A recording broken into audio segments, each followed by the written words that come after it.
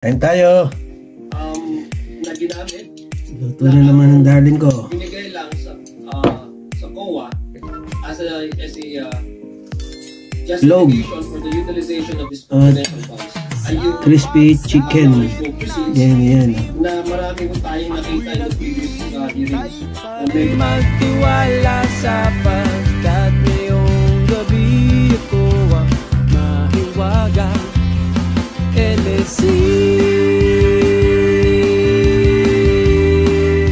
na medyo kakape. Yan. Love you. Thank you. And I would just like to cite an example. And let me go back to the previous year. Masarap dyan ito. Acknowledgement meeting that was first observed by Chairman Hindi mo ganyan, no?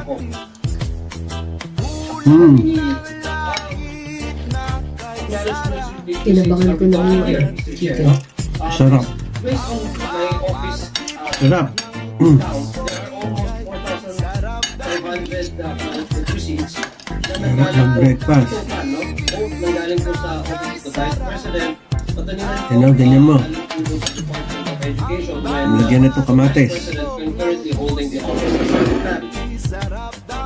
Roughly 4,500 670 from the office of the Vice President submitted receipts and 1,820 zero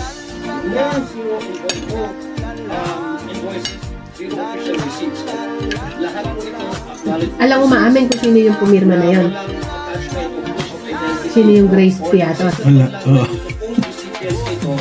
Ay buhay. Matindi. Hindi nag-release ng pera, ha? Matindi naman. Bipirma. Doon na isa risulat, isa. Ibig sabihin, si Sar lang. Pinipirma siguro na mailabas na pera. May I, again, let me go back to the previous discussion. Sino yung nagpapirma? Dapat yun ang anuhin.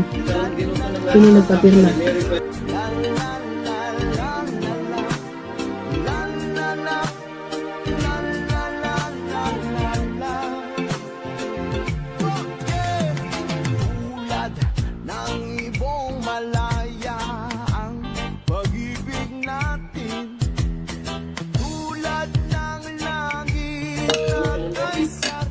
Alam naman po natin Coffee.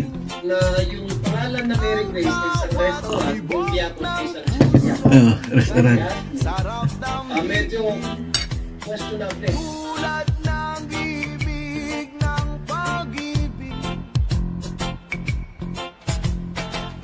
Mary Grace Piatos is indeed A person.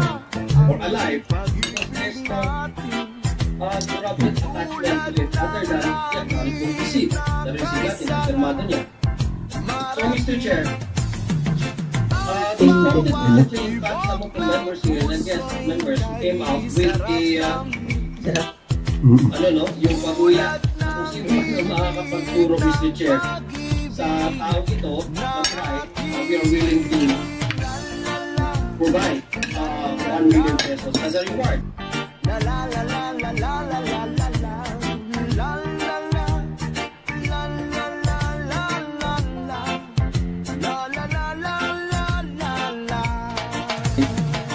Gusto ko lang pong tanungin ang ating pagkawa. Mr. Chair, is Ms. Camora present? Hindi ba yung representative from Harap na yung kamatis, lalagyan ng lemon na. Attorney Camora? ang tuldok ay may salaysay. Yes, Attorney Camora. Yes, Tonto. Dapat mapansin at maintindihan kahit sino ka man ay dapat malaman. Iyak na. Puno na.